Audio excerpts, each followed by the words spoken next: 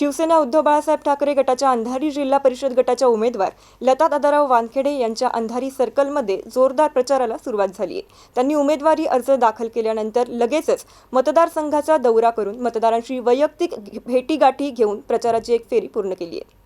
मतदारसंघातील बोरगाव बाजार, गेवराई सेमी, पळशी येथे प्रत्येक गावातील ज्येष्ठ मतदार यांच्या हस्ते प्रचार कार्यालयाचा शुभारंभ करण्यात आला। लता वानखेडे यांना मतदारसंघातून मतदारांचा भरभरून प्रतिसाद मिळतोय। बोरगाव बाजार येथील प्रचार कार्यालयाचा शुभारंभ केल्यानंतर मतदारांशी संवाद साधला। मतदारसंघाचा विकास कसा करायचा याची मला पूर्णपणे जाणीव आहे, त्यामुळे मला एक वेळेस संधी द्या असं आवाहन त्यांनी मतदारांना केलं। सकाळी गेवराई सेमी येथे मतदारांच्या गाठीभेटी घेत असताना महाराष्ट्र राज्याचे उपमुख्यमंत्री अजितदादा पवार यांच्या अपघाती निधनाची बातमी कळताच लगेचच प्रचार थांबवण्यात आला आणि गेवराई सेमी येथे स्वर्गीय गोपीनाथराव मुंडे यांच्या पुतळ्यास अभिवादन करून स्वर्गीय अजितदादांना आदरांजली वाहण्यात आली। अकबर पठाण, MCN न्यूज, अंधारी।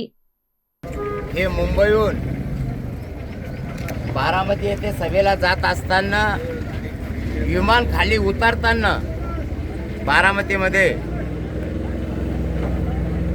विमान अपघात होऊन दादाचा मृत्यू झालेला आहे। या महाराष्ट्र राज्यावर फार मोठा दुःखाचा डोंगर कोसळलेला आहे। त्यांच्यासोबत 4 कार्यकर्ते आणि 2 पायलट यांचा सुद्धा त्या अपघातामध्ये मृत्यू झालेला आहे।